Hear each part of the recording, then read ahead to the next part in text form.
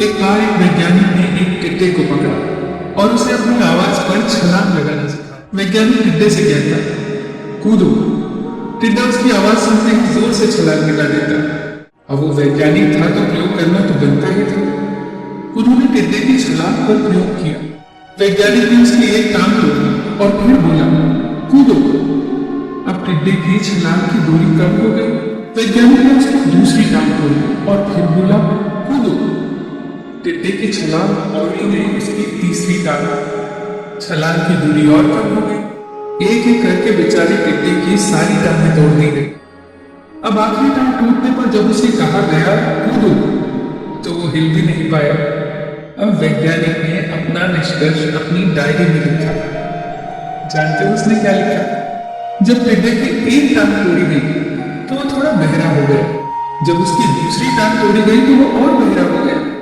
हर टांग टूटने के साथ वो और बहरा होता गया और सारी टांग टूटने के बाद वो बिल्कुल बहरा हो गया।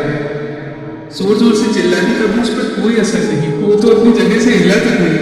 छलांग लगाना तो दूर की बात थी। इस कहानी को सुनकर सभी को ऐसा ही लग रहा है ना कि क्या मूर्ख वैज्ञानिक था। इतनी सीधी सी बात उसे समझ नहीं आई। क्या कुछ लोग ये भी सोच रहे हो कि ये तो किसी बच्चे को भी पता है कि टिड्डे की छलांग उसकी टांग टूटने की वजह से कम होती जा रही थी, कि वो बहरा हो गया था।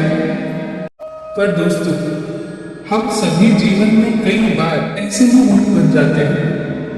कई बार जीवन में दो घटनाएं एक साथ ऐसे घटती हैं कि उनका एक दूसरे से कोई संबंध होता ही नहीं, फिर भी ऐसा लगता है कि गहरा संबंध।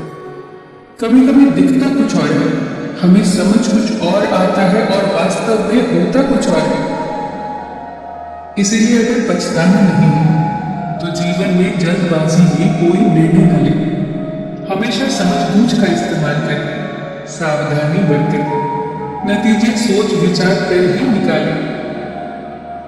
दोस्तों, आपको ये छोटी छोटी कहानियां और उनकी सीख कैसी लग रही है हमें कमेंट सेक्शन में जरूर बताइएगा। आप अपने सुझाव भी लिखें जिससे हम और बेहतर करने की कोशिश करें।